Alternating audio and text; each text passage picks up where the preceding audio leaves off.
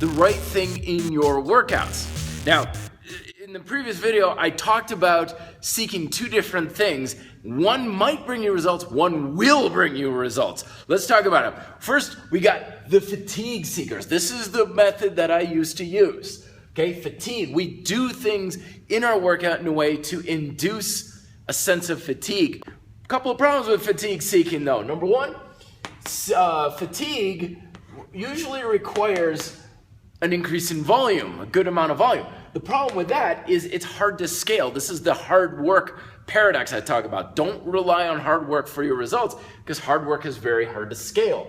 Thing is, it takes time, it takes energy, it takes motivation. So every time you're looking for fatigue and so on, you are increasing these things or trying to increase these things, and they drain you. So it's like, I'm full, I'm drained, I'm full, I'm drained. And it's just this endless cycle of basically trying to make yourself tired.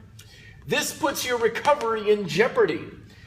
We know recovery is kind of important. You only build muscle, get stronger, improve your performance, whatever, when you recover. When I was going after fatigue, I'm tired. If I felt even a little good, bang, I gotta get tired again. I always wanted to be tired, which meant I seldom recovered and it made recovery slow.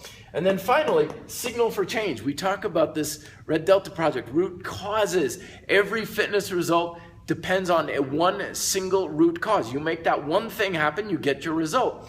Thing is, when you're training, is the signal there? Well, the signal doesn't always necessarily come from fatigue. There's nothing about fatigue that makes you leaner. There's nothing about fatigue that improves your golf game. There's nothing about fatigue, certain types of fatigue, that cause muscle growth. Fatigue in the muscle, yes, but systematic fatigue is different. Like you go out and just run, until you drop, that's not going to tell your legs to necessarily build a lot of muscle. It's a different type of fatigue. It's a muscular fatigue as opposed to, oh my gosh, I'm so exhausted because I just ran a marathon.